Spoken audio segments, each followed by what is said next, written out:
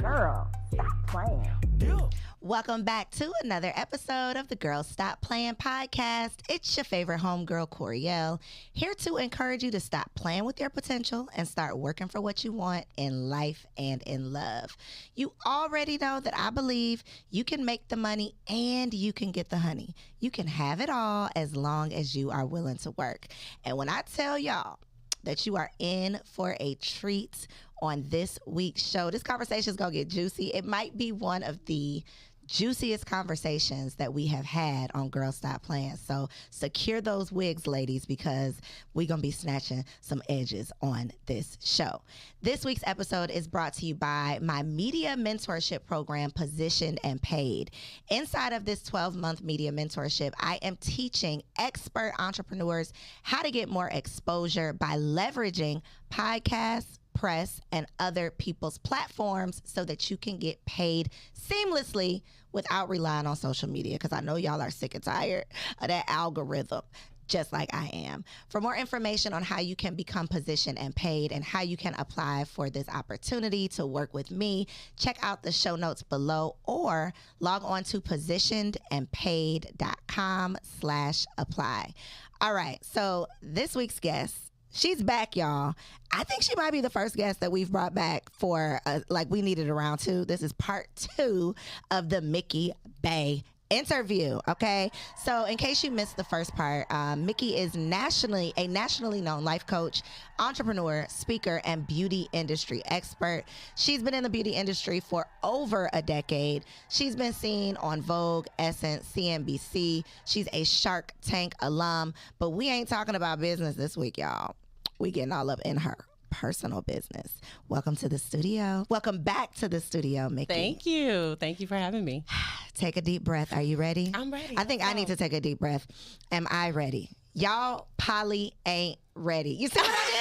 You see what I did? I did. I see what you did. So before we get into the real juicy conversation, one of the things that came up in the last interview that I didn't even know about and that the people have been going crazy about, go check it out if you missed it, is that you got engaged on your first date. So I want to take it back there because we talked about it last time, but the people had a lot of questions. So I want to just kind of talk about what that process looked like from getting engaged on the first date to actually getting married. Like, what was the in-between time like? Oh, such a good question. So for those of you guys who don't know this story, I got engaged on my first date and married 90 days later. So the process between the engagement and getting married was really...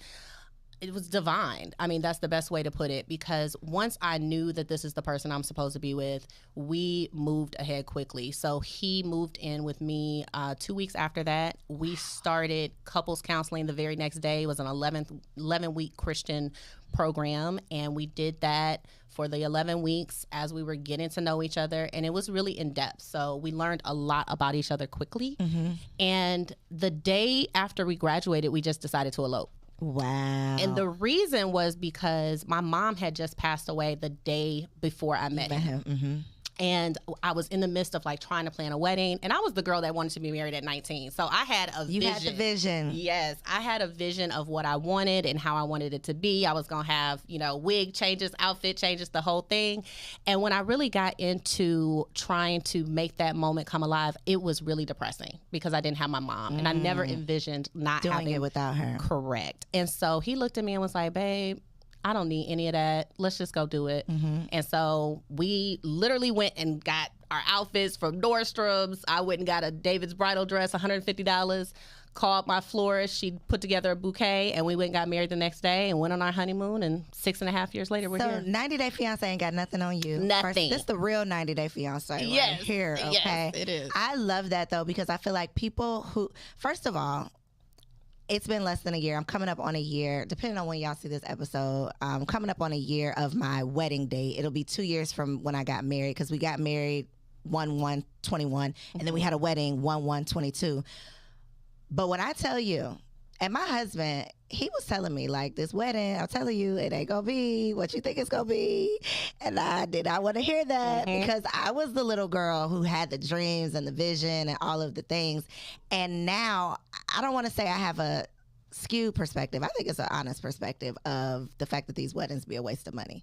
And weddings and funerals bring the worst out of people. You know, it's such a high stress situation that should not be, you know, this is not a time that you should be so stressed. You should be surrounded by love, and you should be, you know, looking forward to so many things. And so I am all for people who say, you know what's really important is our union. What's really important is our relationship. And I'm going to invest more in our relationship than I do in this one day that really turns out being for other people. Them $100 plates really turns out being for other people. So anytime somebody tells me that they just eloped, I feel like that's like a testament of your true, like the true spirit behind the relationship, because it's not just for looks. It's not just so you can have, you know, this one day, but you were really planning for a lifetime together. So I love that. You mentioned that you did Christian marriage counseling. Are both of you Christian? Like, do you still identify as Christian? I do still identify as Christian. However, I'm much more spiritual versus aligning with any denomination. Okay. Because same for my husband. On our last conversation, we talked a lot about manifestation. I think we talked about the fact that I did a podcast interview, and a big part of the conversation was me manifesting the first fool I got engaged to. And the Christian ladies in those comments, and then me talking about how I manifested my husband.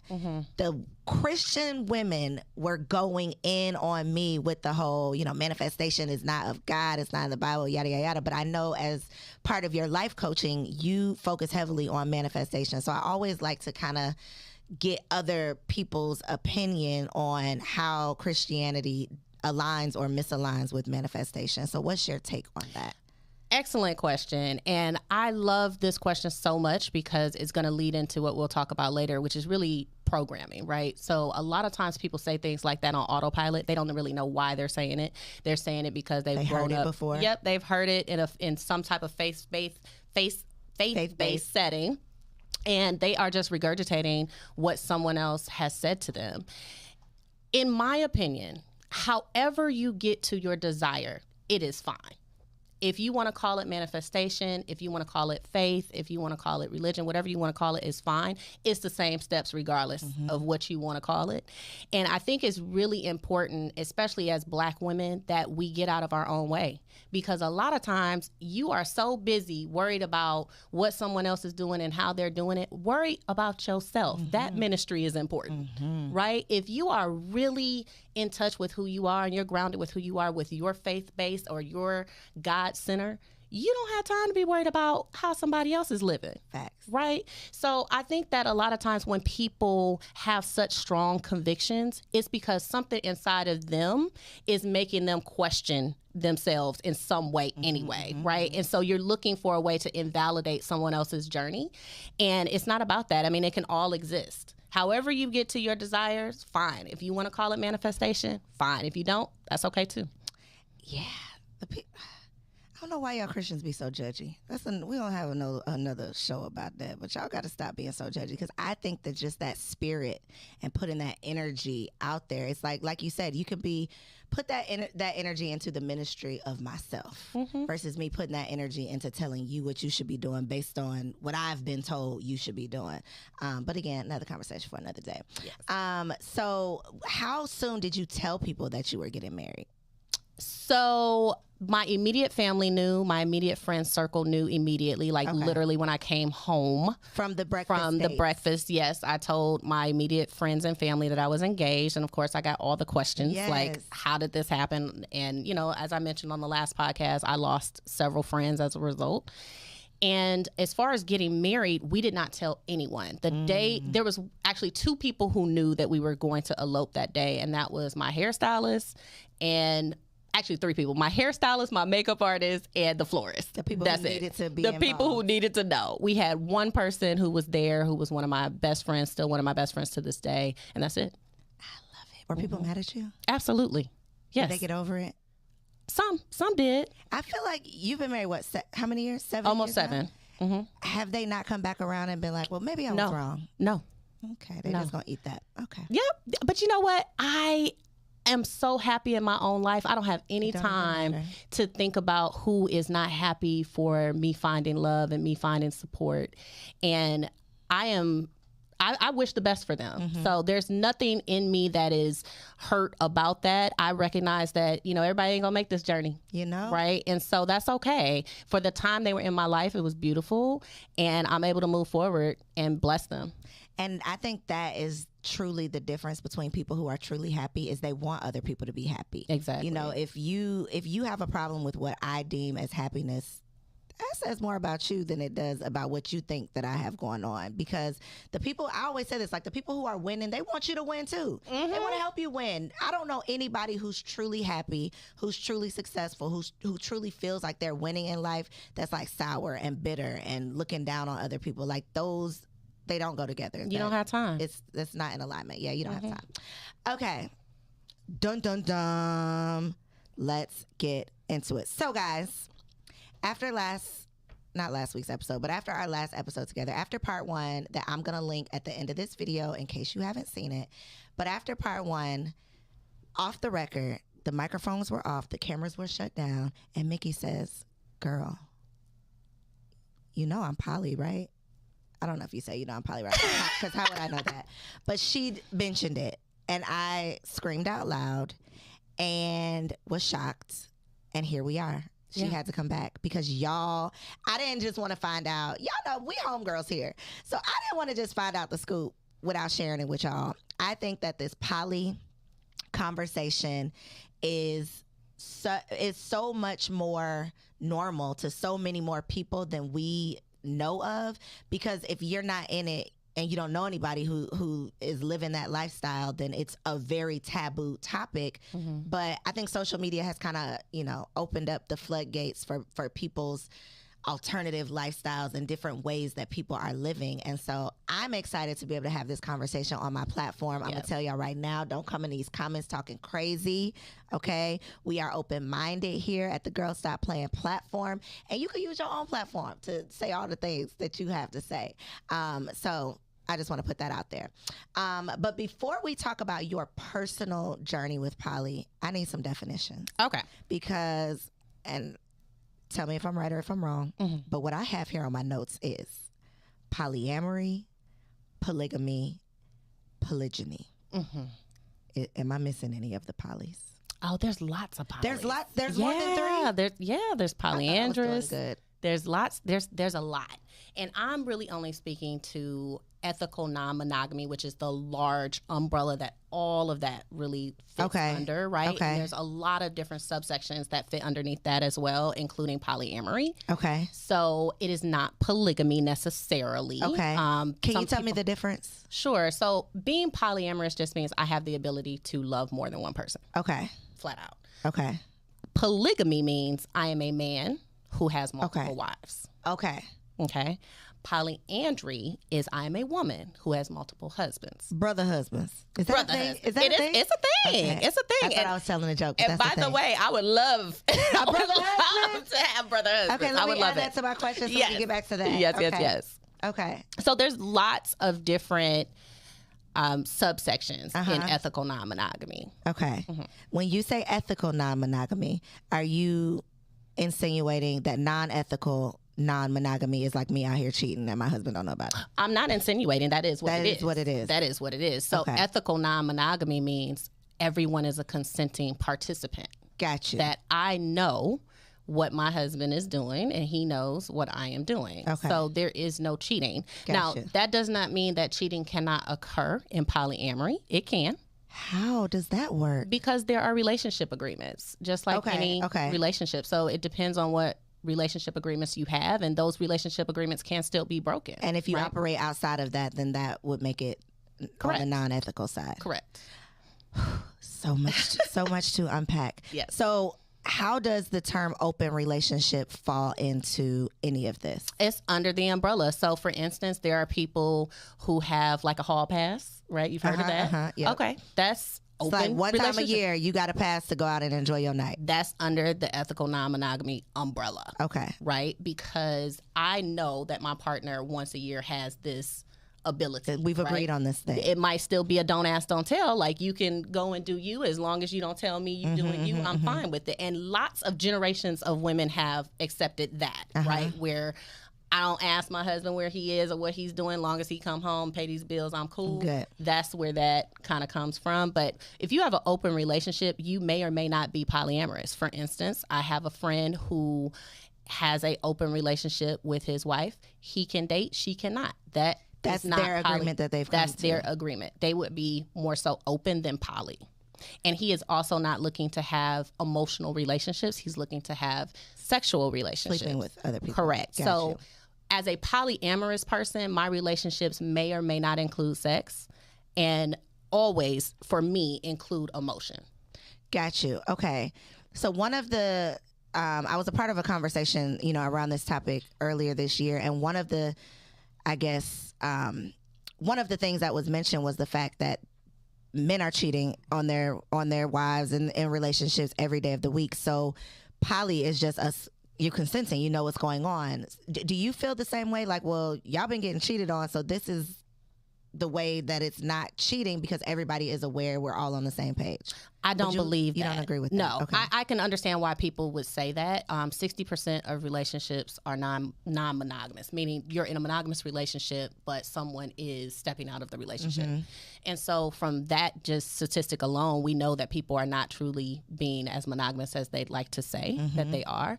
But I come from an abundance mindset in everything. So I'm not polyamorous because I was expecting someone to cheat on me. We were married for 4 years before we... Go on and answer these questions because we definitely wanted to know at what point in the 7 years did y'all make this decision? So we were married for 4 years monogamously. Neither one of us had stepped outside of the relationship. I brought it up to him. What were you thinking to yourself first before you had the conversation with him? So I researched it for a full year before I brought it up to him because I needed to educate myself as to what I was going to be saying to him.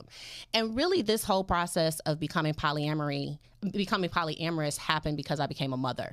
Okay. And after I had my son, I really started to evaluate for myself what my belief system was because I wanted to make sure that whatever I tell him is what I truly believe and not just programming, not what just you've been something taught. Exactly something I've been taught or something societally that I just accepted.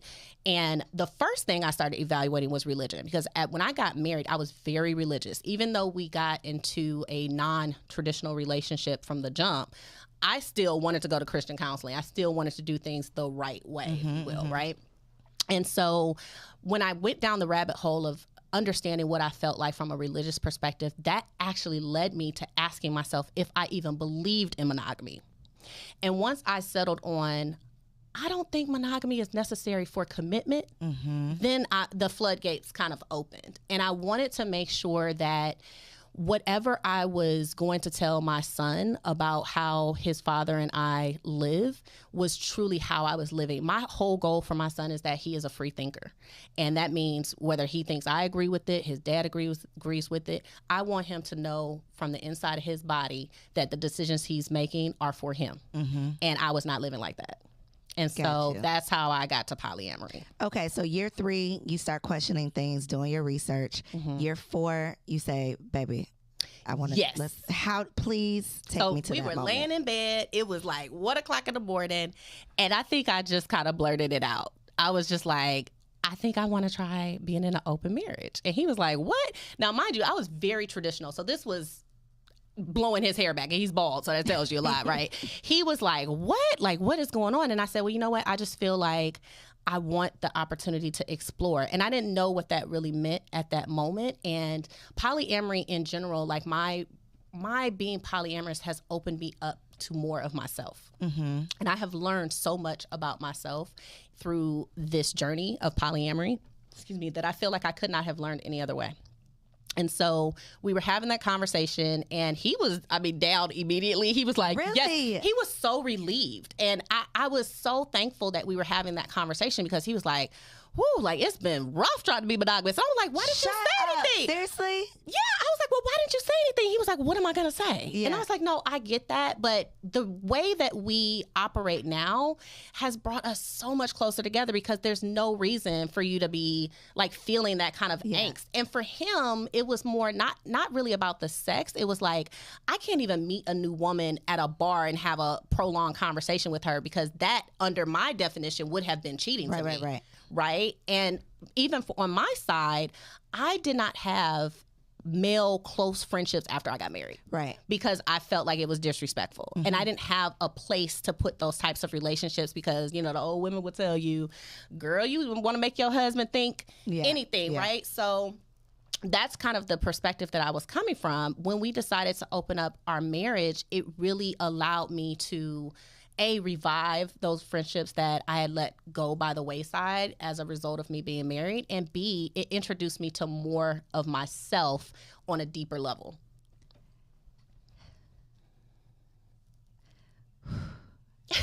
So much. So I have like my head is spinning right now. Okay. So you come to your husband, you say, I think I want to have an open relationship. He does not flip the bed over. He says, wow, thank you for bringing this to me. From there, I'm assuming there was a conversation about the parameters of what this would look like. So whatever y'all came up with then, has it changed over the years? Like as you started to explore, have your agreements started to change, or are y'all still sticking with whatever the agreement was that y'all came up with? Well, I think the important thing is to always communicate. And so you can have some agreements that are between you and then it doesn't work and you find out. You think this is what it's going to be and then. Exactly. So I was the first one to start dating. I was the first one to fall in love with someone else. Shut up! I was the first one. Kym, take the camera off of me. I can't deal. What? Yeah. Yeah. So we navigated a lot as a result of what I was experiencing and what I was kind of bringing home to process with him. And he nursed me through a breakup. I mean, I had what the hell? I have so many questions. Oh my God, this episode is not gonna be long enough. But think about it this way, and I can sum up our polyamorous experience really simply. I am committed to his happiness, whether it involves me or not. Girl, that is big. He is committed to my happiness, whether it involves him or not. But you two are still legally married. Not only are we legally married, we married. Yes. You're 100% still committed to each other. 100%. How does, and again, I know you're not offended by any of my questions. No, go right ahead. I ahead. just want to say I'm not trying to be offensive in any of my questions because, again, coming from my programming of traditional marriage, I guess that's leading to my confusion about how you can be 100% committed to someone and then also be in love with someone else. Like how are you like categorizing this in your head and your head is not spinning? Okay. So you have two parents? I do. You love both your parents? Okay, yes, I do. You have siblings? Yes. How many do I siblings? love them? It's questionable. Okay, well, you can love more than one person in every other category in your life. Why not romantically? You loving your mom doesn't take away love you have for your dad, right? Yes. You having a best friend doesn't mean you don't love the rest of your friends.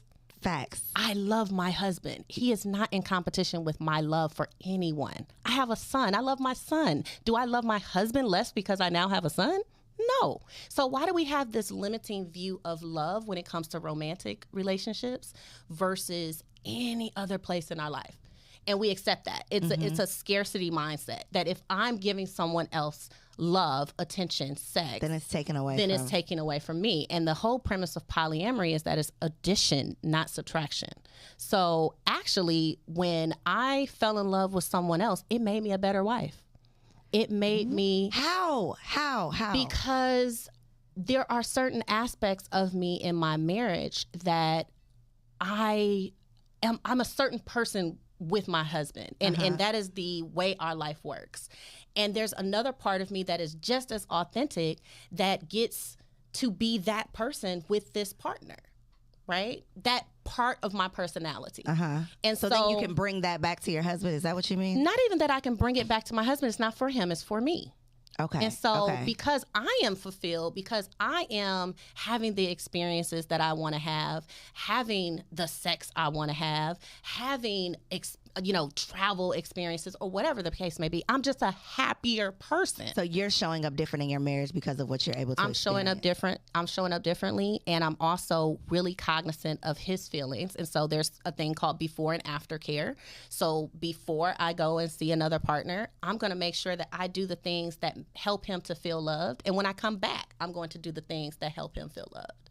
And so it really is about having consideration, being transparent, having that trust, and being just open to whatever this journey is going to allow and unfold, being open to that. So what is the communication like? And I'm assuming that everybody's, relationship is different.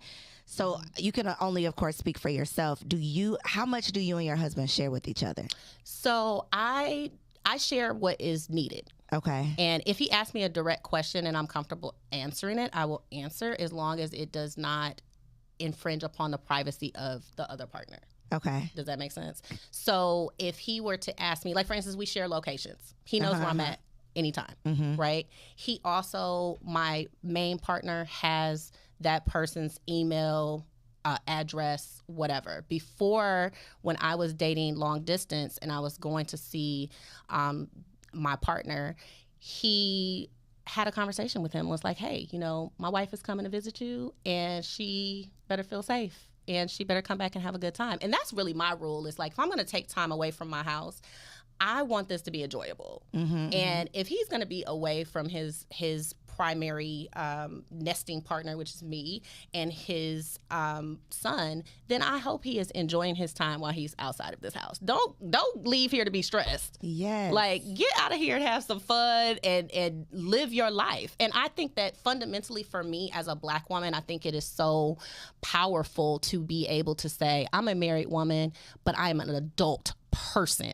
who gets to decide who I do anything with, including my husband. If I decide I don't want to have sex with you, I don't have to. I don't have to have sex with anyone that I don't want to have sex with. Is sex a requirement in these relationships? Not at all. Not at all. So is that not just friendship then? No, because it can be.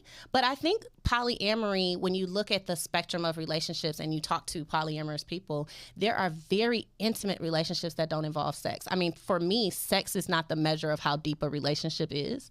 And I have people in my life that I've never had sex with that I would consider to be an intimate partner. Yeah. Okay, so how do kids play a role? Because you and your husband, obviously, you share a son. I know your husband has twin daughters that we talked about.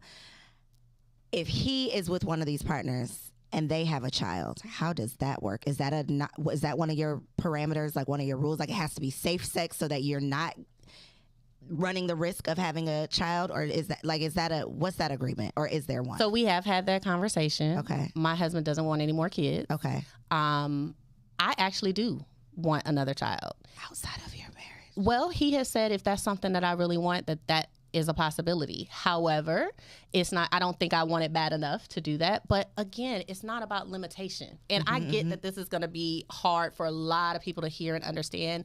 But ultimately, it comes down to, I do not own him. He does not own me. If he feels he needs to have a child, he can have that child. Wow. And so I understand that this is really Girl, you see me. I'm like, is my wig secured? Yes. But the reason is because we're taught, especially as Black women, right? The whole point of why most of us want to get married is because we want to be chosen. And so we can't be really, the one. Yes, we want to be the one. And then statistically, we know that over half of Black women will never marry, right?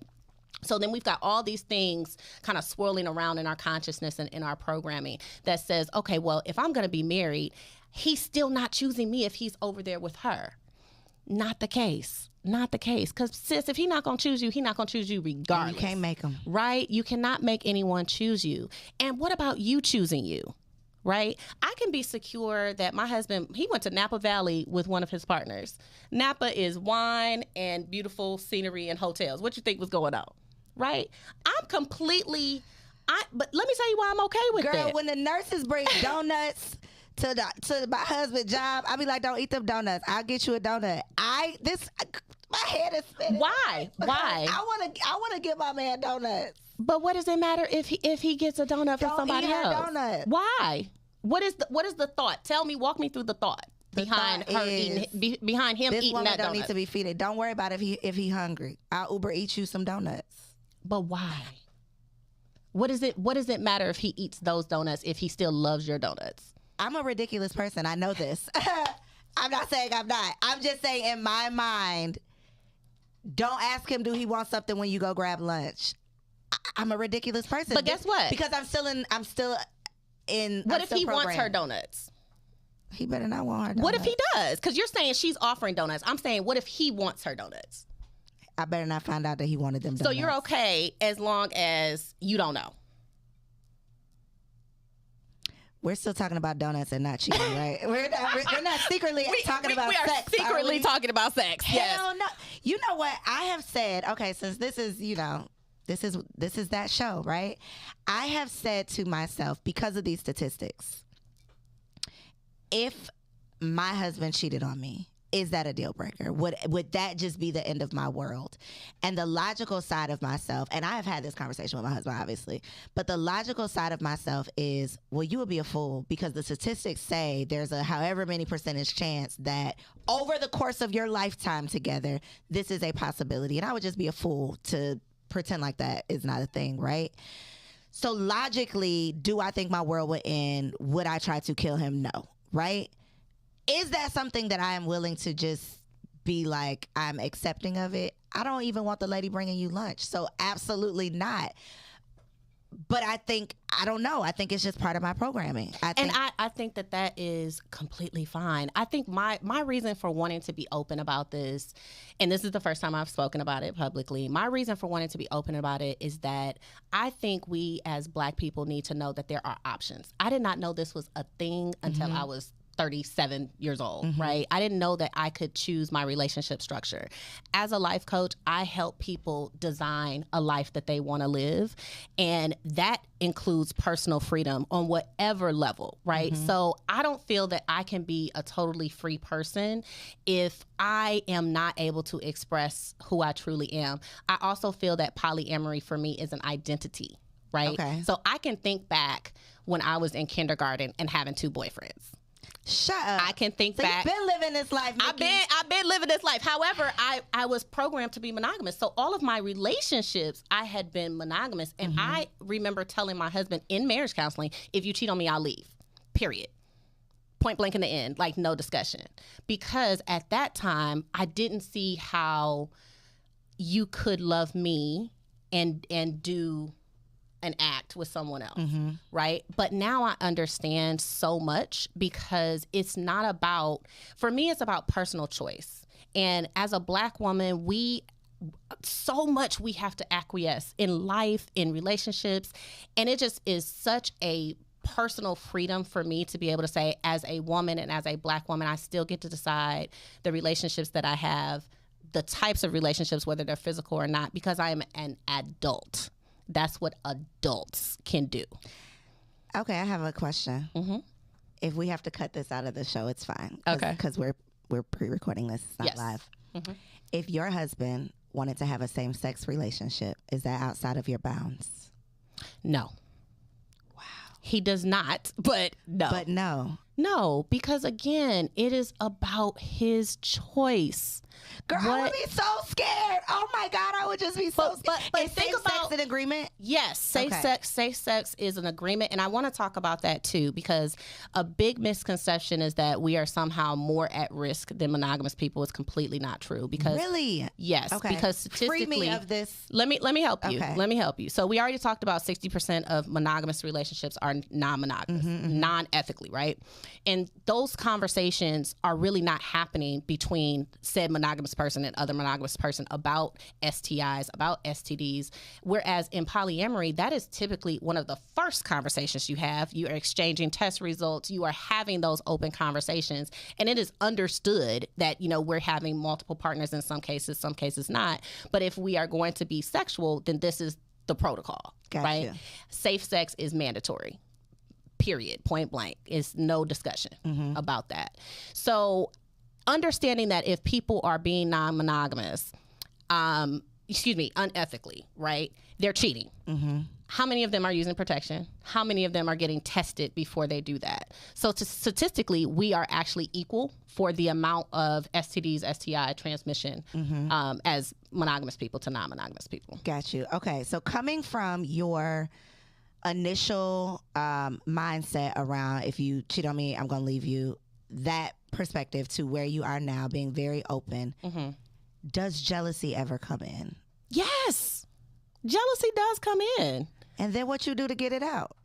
Well, I think first of all, in order to successfully live this way, you have to take personal responsibility of your emotions anyway, right? So I can witness the fact that I feel jealousy, but that's my issue. That's not my husband's. You are so much better than me. Oh my God. The maturity in this. But here's the thing. I have to ask myself some questions like, why do I feel jealous? What is happening that is causing me? That's my trigger. That's not him doing that to me. That's me doing that to me. Why am I triggered in this moment? And what can I do to soothe myself? Right. And that may require me taking it to him and saying, hey, babe, I'm feeling jealous. Do you have a conversation about Absolutely. it? Okay. I just had this conversation with him 3 days ago that I was feeling jealous. Absolutely. It does happen. Was it a jealousy of someone getting something that you're not getting? That's what all jealousy is. Yeah. Okay, but it's not a continuum, right? It's not that he's always doing something for someone else where I'm not getting. This was actually the young lady that he went to Napa with. They were together for 5 days, and then he let me know that he wanted to go on a date. This is like 2 weeks later, and I was like, but wouldn't you just go on for like 5 days? And I expressed with the same person or with the somebody same else? person, Okay. the same person, and I expressed in the moment like, "Hey, babe, I'm feeling jealous," and we talked about it. We talked through it. He allowed me to get that feeling out, and then he asked me, how can I soothe you? What can I do to help you feel better about this? What? And you might not know the answer to this, but I'm curious about what the percentage of married couples who practice this lifestyle, what is the percentage of them getting a divorce? Because I think a big part of this too is this fear of, well, what if you decide you love somebody more than me and then you want that to be your primary person? Pick me. If that happens, I am happy for him. Shut your mouth. I do not Are you live my serious? life. I'm dead serious. I am not living my life in fear that this man is going to wake up one day and be like, I don't want you. Right? Because ultimately, this is about, he is here for his own evolution as I am here for my own evolution. I am here to meet my own desires. He is here to meet his own desires. If I am truly in support of him doing that, if he comes to me and says, you know what, Mick, this isn't what I want to be over here, I'm going to say, God bless you. I understand. I'm going to say, I'm going to kill you. Well, but why? I'm a crazy person. I am a crazy person, clearly. And listen, I would have been listening to this 6.5 years ago and been like, that chick all the way crazy, right? But I think there has been a lot of evolution on my behalf, and a person has to take their own responsibility, like your personal responsibility, right? Like it is my responsibility to heal my traumas, to heal my triggers, right? I'm doing that work each and every day. The conflict that exists in marriages is really for your evolution. So that's how I look at it. If we have an argument, I'm like, what is my soul trying to get out of this? This is not about the issue. This is about my evolution and my growth. So I think the root of that question or where it came from, I was literally watching Sister Wives, which for a lot of us, that was the first time we've ever been exposed to really seeing these relationships in action. And that would be polygamy. Correct. Right? And one of the wives is divorcing the husband because she feels like she's not treated like the other wives. So in my mind, I'm like, obviously there is still some jealousy in that. And I think a lot of people from the outside looking in think that the wives are being kind of manipulated into, they didn't really want to be a part of this. They didn't really, they're not really getting out of it what the husband is getting out of it. Is that why that's not what you practice? Because it's one-sided? Do you think that it's one-sided or no? I think people have choice. And I think that those women have made a choice that works for them and their family unit. And I think we get into a really sticky predicament when we try to judge from the outside, because even traditional marriages, you can hypothesize what's going on. You don't know what's going on behind closed doors, right? No, I don't live a polygamous lifestyle. I live a polyamorous lifestyle, and that means I have the choice and he has the choice. We are consenting adults, and that's how we roll. Do you introduce your partners to your child? We have. Some partners have met my son. Now he's 3, so he doesn't have an awareness that this is mommy's partner or daddy's partner. But yes, that has happened. Wow. It's about community. And that's one of the pillars in our marriage, is that we are about creating community. So we're what's called kitchen table polyamory. And that means... Oh, girl, give us some new terms. Okay. So kitchen table polyamory means that we are about serving the community as a whole. Like, everyone is literally welcome at our kitchen table. So he is not dating in silo. There is parallel polyamory, which might be like a don't ask, don't tell situation, where I know that he's dating, but I don't meet the person. I don't want to know anything, any of that kind of stuff. We are very open. So actually, on our anniversary this year, he wanted to go to a hip hop concert I did not want to go to. And I said, why don't you take your partner on our anniversary? And he went out with her. She came over to our house and they went on the date. I can feel the rage rising up in me. You know what? But why? I mean, ask yourself what the rage is. Because here's the thing. We've celebrated 6 years together. We're going to celebrate however many more. And that is just the day that he would be happier at this hip hop concert with his partner. He asked to take me and I'm not into it. So I'm like, why don't you go with someone who's really going to enjoy that? So do y'all ever, is the only difference between what you all do and like a swinger is that they do it together? So we are not swingers. Is that what a swinger is? Because clearly I'm ignorant on this whole topic. Swinging would be like my husband and I are swapping with another couple, or we are, or going to like a swingers club. Have a girlfriend together or something like that. Okay. Well, that's a triad. If girl, we have I don't know any of the things. Okay, okay. It's deep. It's a lot. But ultimately, all of it falls under ENM, ethical non-monogamy. Okay. Right? So whether you're having threesomes with your man, that's technically the same thing. Correct. Okay. Right? We do not practice swinging, but that is a choice that some people make. We don't date together, so he's dating separately, I'm dating separately. Got you. What the hell is Nick Cannon doing? What is that title? So he really is closer to just open relationships, because to my knowledge, the women are not dating. It's right. They're separate relationships. He's ethically non-monogamous, and he is open relating to these women. Got you.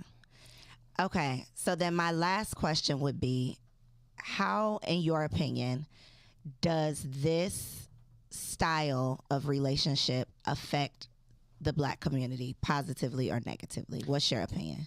I think that this could be really positive for Black women and for our children in this community, because as I mentioned, we are already 50% of us won't get married. And that doesn't mean that we don't want that, and we don't want a committed partner, and we want to have children. This allows for many different people, truly like a village, right, to come in and help you with the children, with finances. It's group economics, essentially, right? And so it requires us to have a different perspective. You have to uncouple the thought patterns that you have, right? And look at how you have been programmed to think and assess if this is something that would work for you. And by no means am I trying to convert anyone to this lifestyle. It's what's for me is for me, and what's for you is for you. But I would just say, have an open mind, because just because you don't know someone is doing this, like before this, most people didn't know that this is how we're living. But I think it's important because representation does matter. And I do want to mention one other thing that we didn't get to. So I would also consider myself to be on the asexual spectrum, which means... Okay. Yes, let's get to it, because what does that mean? So it means that I identify as demisexual, which means I need a connection in order to have sex in the first place. And also, I have spikes in sexual desire. So I could go years without sex and it would not bother me. Okay. Right? Problematic in marriage. When I first got married and I realized how much of a mismatch my sex drive was to my husband's, it was a source of guilt for me. It was a source of unworthiness. It made me feel like I'm not being a good wife.